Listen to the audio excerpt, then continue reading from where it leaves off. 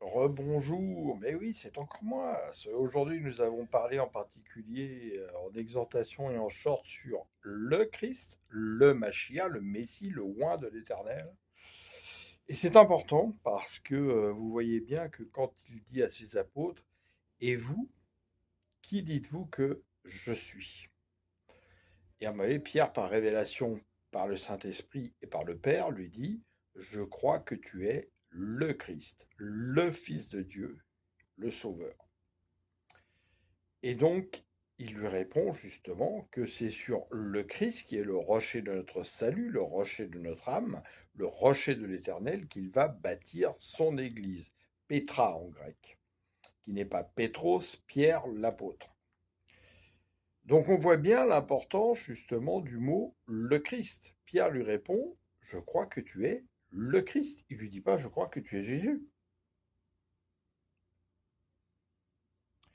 Donc quand vous dites Jésus, si dans votre cœur il y a réellement cette conviction qu'il est le Christ, la foi étant une conviction, cela va.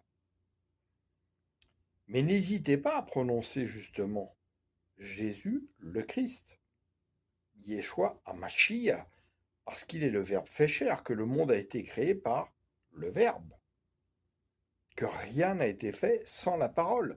Donc la parole a une importance. La preuve, c'est que quand Satan vient en haut du temple, il essaye de tromper le Seigneur lui-même en citant la parole, mais en la tordant, ce qu'on fait beaucoup dans les assemblées aujourd'hui. Et qu'est-ce que répond le Christ? Parce que c'est lui le Verbe de Dieu, il lui dit, il est aussi écrit. D'où l'importance de bien connaître la parole du Seigneur illuminée par le Saint-Esprit.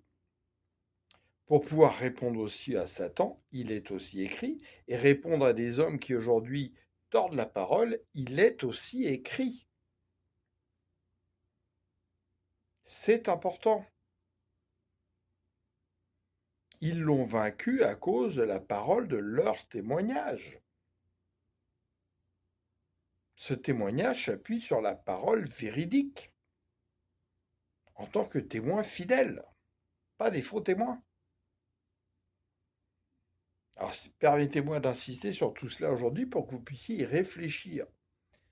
Parce qu'on néglige trop l'importance et on sous-estime trop justement l'importance des mots qui sortent de notre bouche quand nous parlons du Seigneur. Amen. Allez, belle journée à vous dans le Seigneur. Que Dieu vous bénisse abondamment. Dans le nom du Christ.